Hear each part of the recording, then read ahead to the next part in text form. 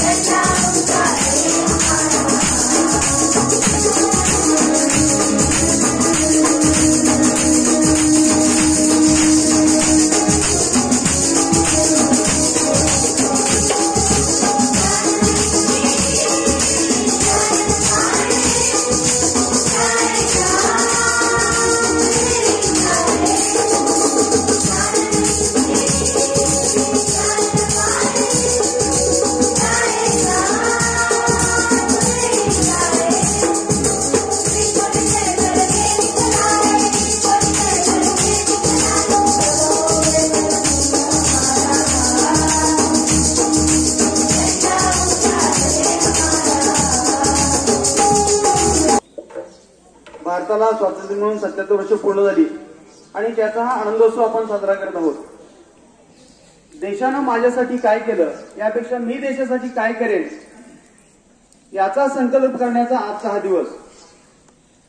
ज्या वीरांनी देशासाठी प्राणार्पण केलं त्यांचं स्मरण करत असताना स्वतःच्या हक्कांच्या बरोबर स्वतःच्या कर्तव्याची जाणीव आपल्याला व्हावी यासाठी प्रत्येक नागरिकाने एक प्रतिज्ञा केली पाहिजे, ती म्हणजे पंचप्रण प्रतिज्ञा।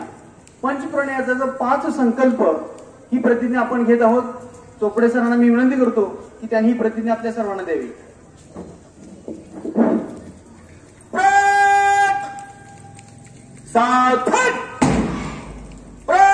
प्रतिज्ञा के लिए तैयार हम सुसंस्कार एवं व्यक्तित्व निर्माण आवाज दे तथा देश को विकास के पथ पर अग्रसर करने हेतु पंच प्राण लेते हैं। हम शपथ लेते हैं कि मनसा वाचा कर्मणा से देश को विकसित करने हेतु सदैव तत्पर एवं प्रयत्नशील रहेंगे। हम प्रतिज्ञा करते हैं कि दासता एवं औपनिवेशिक मानसिकता किसी भी प्रतीक को हम अपने आचार एवं व्यवहार से दूर रखेंगे। हमें गर्व है अपने देश की अनमोल विरासत सार्वभौम परंपरा पर हम निरंतर गौरवान्वित होकर इस मनोभाव को अंगीकार करेंगे। हम प्रतिज्ञा करते हैं कि देश की एकता एवं अखंडता को अक्षुण्ण बनाए रखने हेतु सदैव एवं अनवरत प्रयत्नशील होकर देश को विघ्नकारी तत्वों से सुरक्षित रखने हेतु प्रयासरत रहेंगे। हम जागरूकता नागरिक होने के नाते हम अपने उत्तरदायित्व कर्तव्यों के प्रति जागरूक होकर समाज एवं देश के विकास हेतु सदैव प्रयत्नशील रहेंगे। जय हिंद। सर्वांनी देशाप्रती प्रतिज्ञा घेतलेली आहे। तन मन धन अर्पण आपण या देशाची सेवा करणार आहोत। कुठल्याही प्रकारचा स्वार्थ आणि संकुचित वृत्ती न ठेवता मी माझ्या देशासाठी माझं संपूर्ण आयुष्य समर्पित करीन अशा प्रकारची प्रतिज्ञा आपण सर्वांनी घेतलेली आहे। आणि या प्रतिज्ञेनंतर मानवंदनेला सुरुवात होते। मी लीडर चोपडे सर यांना विनंती करतो की मानवंदनाला सुरुवात करायची।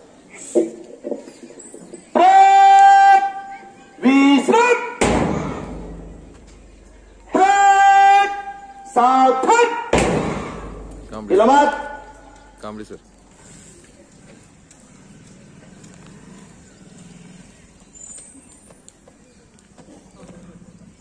ड्रिल शुरू करने की अनुमति चाहते हो श्रीमान?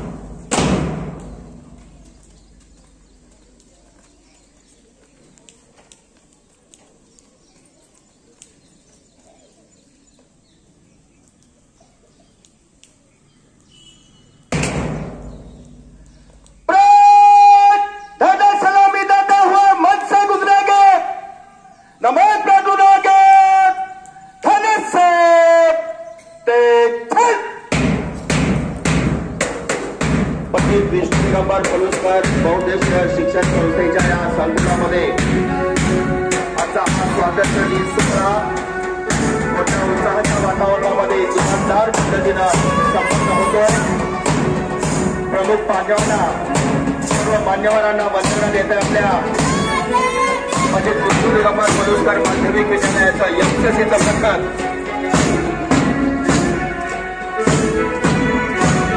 हरीश सेन साहेब पताक हम सब एक है, एकता की भावना यातून या ठिकाणी दिसून येते। तर माधवराव परांजपे प्राथमिक विद्यालयाचं हे सुंदर असं कप बुलबुलचं पथक प्रमुख पाहुण्यांना मान्यवरांना वंदना देत आहे। अतिशय सुंदर ही कवायत संपूर्ण देशभर साजरा होत असलेला हा स्वातंत्र्य दिन सोहळा ज्या ज्या ठिकाणी जगामध्ये आपला भारतीय माणूस आहे त्या माणसांनी गर्व करावा असं हे वातावरण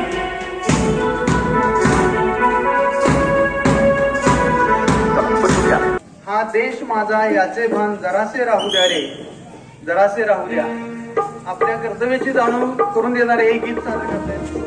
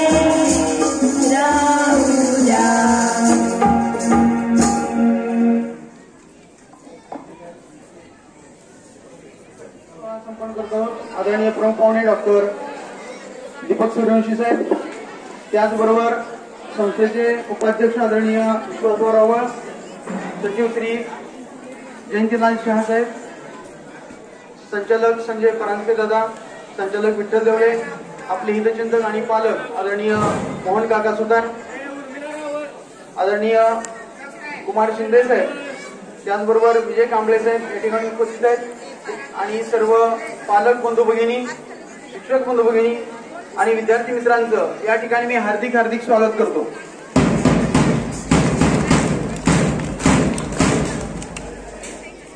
ज्युनियर विभागाचे प्राध्यापक आदरणीय चव्हाण सर यांना मी विनंती करतो की त्यांनी प्रमुख पाहुण्यांचा परिचय करून द्यावा. आजच्या या कार्यक्रमासाठी उपस्थित असणारे प्रमुख पाहुणे डॉक्टर दीपक सूर्यवंशी यांचा थोडक्यात परिचय आपणास करून देत आहे.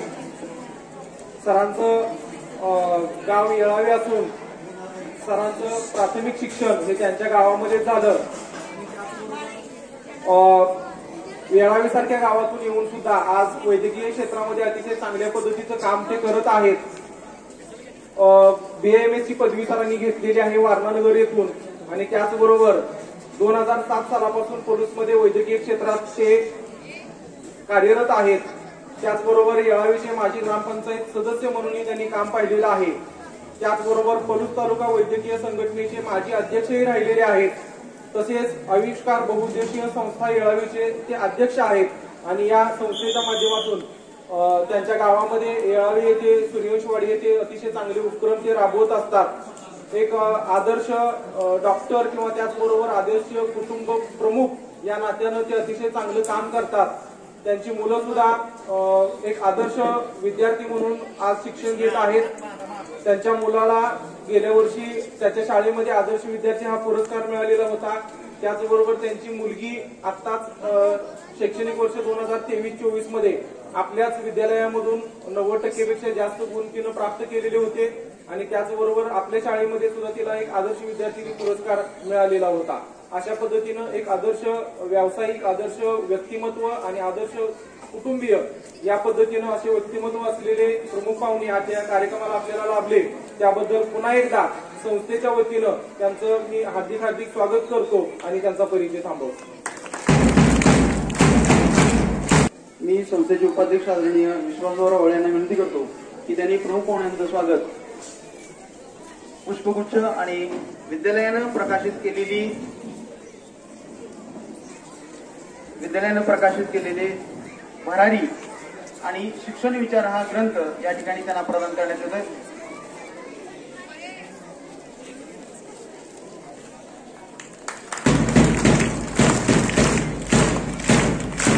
धन्यवाद. यानंतर मुख्याध्यापक श्री कराणे सर यांना विनंती करतो की त्यांनी सर्व उपस्थित मान्यवरांचं गुलाबपुष्प देऊन स्वागत करावं. संचालक संजय दादा परांजपे, उपाध्यक्ष विश्वासराव रावळ, संचालक विठ्ठल भाऊ देवळे, आदरणीय शहासाहेब, त्याचबरोबर आपले हितचिंतक मोहन काका सुतार, कुमार भाऊ शिंदे आणि विजय कांबळे साहेब या ठिकाणी उपस्थित आहेत. त्यांचं सत्कार आणि स्वागत या ठिकाणी संपन्न होते. मान्यवरांनी स्थानपन्न व्हावं अशी विनंती.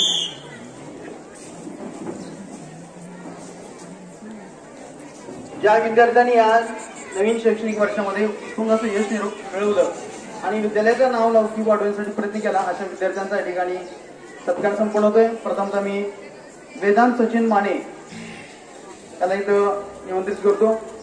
जिल्हास्तरीय तायक्वांदो स्पर्धेमध्ये यानं गोल्ड मेडल मिळवलेलं आहे आणि त्याचं सर्वांच्या वतीने हार्दिक अभिनंदन. प्रमुख पाहुण्याला विनंती की त्याचं गुलाबपुष्प देऊन आणि त्याला मिळालेलं मेडल प्रदान करून त्याचा सत्कार करण्यात यावा. यानंतर साहिल संतोष जाधव क्रीडा प्रबोधिनी नागपूर या ठिकाणी निवड झाली आहे. त्याचा या ठिकाणी कार्यक्रम इतका छान चाललाय की पावसाला सुद्धा आवडलं नाही तर यायला तो पाहण्याची स्वागत.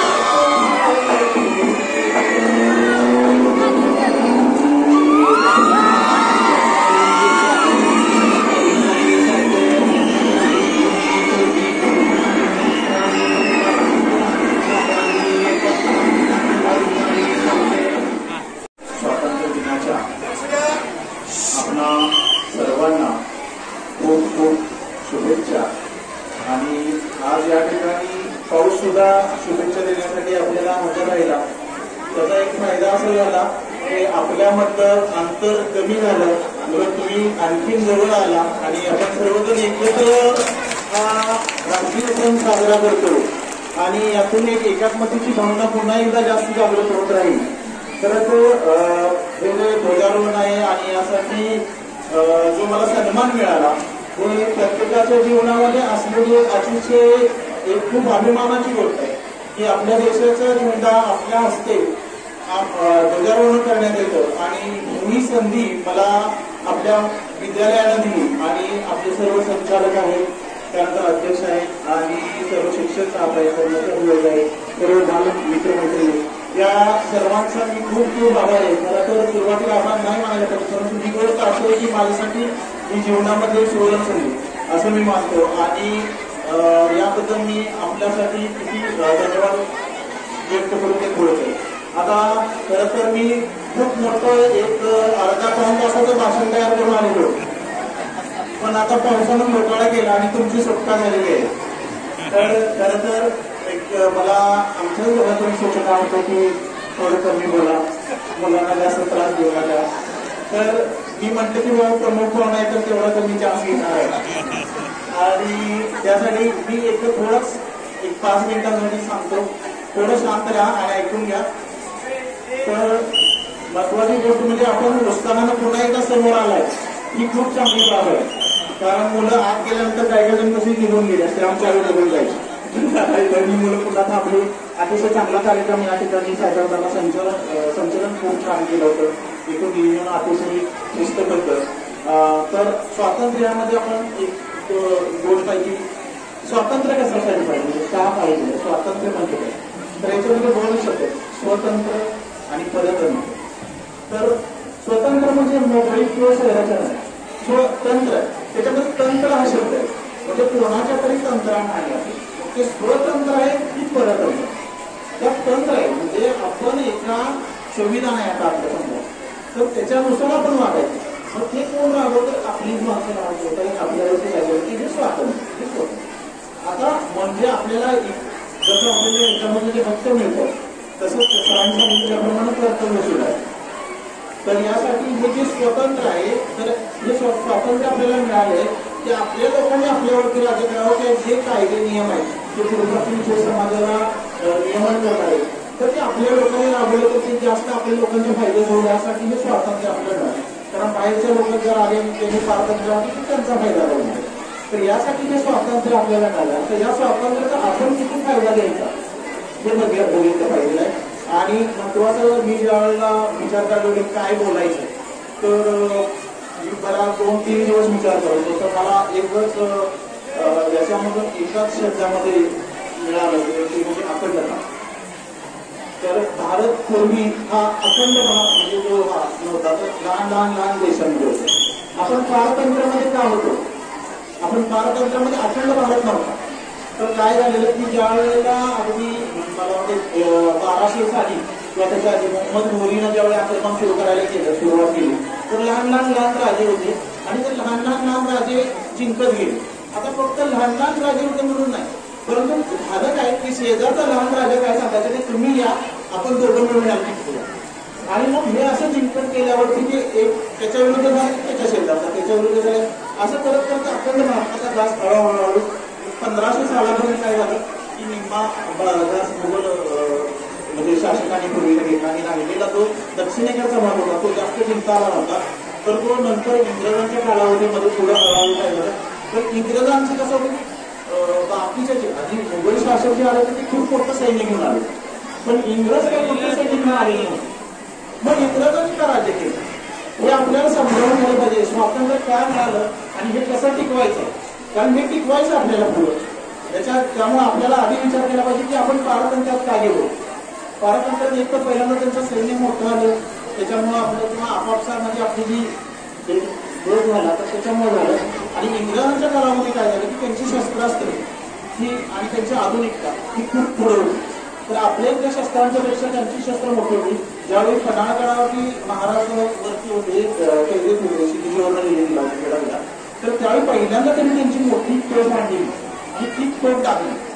तिथून ती सुरुवात झाली म्हणजे की त्यांच्या शस्त्रांना इथल्या शेजारच्या राजाने म्हणजे इथं आदिलशाहानं काय केलं की शिवाजी महाराजांच्या विरुद्ध इंग्रज अंडावा असं प्रत्येक वेळेला होत गेलं आणि शेवटी प्लासीची जी लढाई झाली तर त्याच्यामध्ये प्लासीच्या लढाईमध्ये सिराज युद्धाचा त्याचं 50,000 सैन्य होतं, इंग्रजांचं 8,000 सैन्य होतं.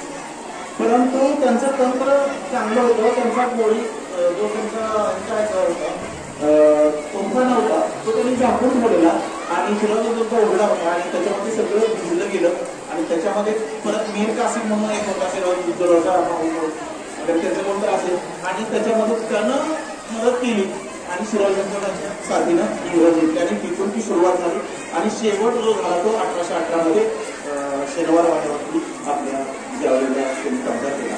तर अशा प्रकारे हे साम्राज्य आपल्या एकमेकांच्या भेदभावातून आणि तंत्रज्ञानाच्या कमतरतेतून ही पहिली गोष्ट आहे. त्यामुळे आपण आता लक्षात काय ठेवलं पाहिजे की हे स्वातंत्र्य टिकवायचं असेल तर आपण आपला भेदभाव जो आहे किंवा जो आपला जो अखंड भारत आहे मग त्याच्यामध्ये प्रांतिक वाद हे प्रत्यक्षात आहे, वाद सगळीकडे असणार आहे, परंतु त्याच्यावरती सामोपचारानं कसा मार्ग काढता येईल आणि हे वाद न करता अखंड भारत कसा करता येईल याची जबाबदारी आता इथून पुढच्या पिढीवरची आहे आणि हेच आपण त्यांचं प्रकल्प ठेवलं पाहिजे. आपल्या आज कार्यक्रमासाठी आमच्या विनंतीला मान देऊन आलेले डॉक्टर सर्व संचालक मंडळ आणि सर्व विद्यार्थी आणि शिक्षक बंधू भगिनींनो, तुम्हा सर्वांना स्वातंत्र्य दिनानिमित्त खास शुभेच्छा. पाऊस असूनही तुम्ही शांततेनं आणि संयमानं सर्व कार्यक्रम पार पाडला त्याच्याबद्दल तुम्हाला धन्यवाद. काही मुलांनी आपल्या कला प्रेझेंट केल्या, अतिशय चांगल्या कला प्रेझेंट केल्या. आपल्या मुलांच्या मध्ये खूप कला कौशल्य आहे आणि त्यांना आपण नेहमी वाव देण्याचा प्रयत्न करतो. डॉक्टर साहेबांनी आपल्या भाषणात जे सांगितलं तर सर्व विद्यार्थ्यांनी इथं अनुकरण करायचं आहे. आपल्याकडे सगळ्या टेक्नॉलॉजी नेहमी आम्ही आजीवर ज्ञान देण्याचा प्रयत्न करत असतोय. सर्व विद्यार्थ्यांनी फायदा घ्यावा आणि आपलं ज्ञान वाढवून देशाची पुढील काळातील सर्व जबाबदारी पेलण्यासाठी सज्ज राहावं एवढा संदेश देतो आणि पुन्हा एकदा स्वातंत्र्य दिनाच्या शुभेच्छा देतो आणि थांबतो. धन्यवाद. आज या ठिकाणी आपले अध्यक्ष आदरणीय उदय साहेब उपस्थित आहेत. काही तांत्रिक अडचणीमुळे आज उपस्थित राहू शकत नाही. त्यामुळं अध्यक्ष मनोगत आणि त्यांचा संदेश त्याचबरोबर मुख्याध्यापकीय मनोगत हे सर्व कामं आधी कर्णसरांच्या विषयी बोलतो आणि कर्णसरांनी आपलं मनोगत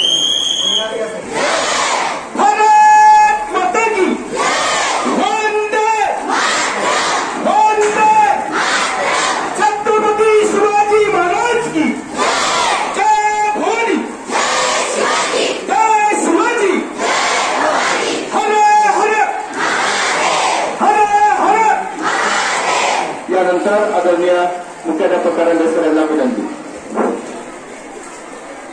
पाऊस जरी असला तरी अत्यंत उत्साहाच्या वातावरणामध्ये आपल्या पंडित विष्णू दिगंबर पलुसकर बहुउद्देशीय शिक्षण संस्थेच्या प्राथमिक माध्यमिक आणि ज्युनियर तिन्ही विभागाच्या वतीनं स्वातंत्र्य दिनाचा कार्यक्रम अत्यंत सुंदर असा आपण सर्वांनी यशस्वीरित्या पार केलेला आहे.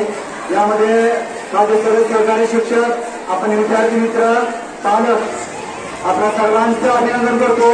आणि आज आपल्या संस्थेचे अध्यक्ष सन्माननीय उदय पारांजप साहेब या ठिकाणी उपस्थित नाहीत, परंतु आपल्याला स्वातंत्र्य दिनाच्या त्यांनी शुभेच्छा दिल्या आहेत. आपल्या सर्वांना भारतीय स्वातंत्र्य दिनाच्या हार्दिक शुभेच्छा. धन्यवाद. प्रमुख पाहुणे म्हणून डॉक्टर सूर्यवंशी साहेब उपस्थित राहिले आणि त्याने आपल्याला अखंडतेचं महत्व खऱ्या अर्थानं पटवून दिलं आणि अगदी सुरुवातीपासूनचा इतिहास सांगितला. त्याबद्दल संस्थेच्या वतीनं त्यांचं मी हार्दिक आभार मानतो. त्याच पद्धतीनं आपल्या संस्थेचे उपाध्यक्ष आदरणीय राहुल भाऊ, सचिव शाहसाहेब, संचालक संजय दादा, त्याच पद्धतीनं देवळे भाऊ, मुख्याध्यापक करंडे सर, प्राथमिक विभागाचे सर्व शिक्षक, माध्यमिक विभागाचे सर्व शिक्षक, त्याच पद्धतीने शाहसाहेब, विजय भाऊ, आदरणीय सुधार काका, त्या ठिकाणी कुमार भाऊ, ही सगळी मान्यवर मंडळी त्या ठिकाणी या कार्यक्रमाला उपस्थित राहिले. त्याच पद्धतीनं काही पालक सुद्धा या कार्यक्रमाला उपस्थित राहिले. त्या सर्वांचं पंडित विष्णू दिगंबर पलुसकर बहुउद्देशीय शिक्षण संस्था, प्राथमिक विद्यालय, माध्यमिक विद्यालय, ज्युनियर कॉलेज विभाग यांच्या वतीनं मी हार्दिक आभार मानतो आणि हा वंदे मातरमनंतर हा कार्यक्रम संपल्याचं जाहीर करतो. हाली सेना आणि एमसीसी यांनी या ठिकाणी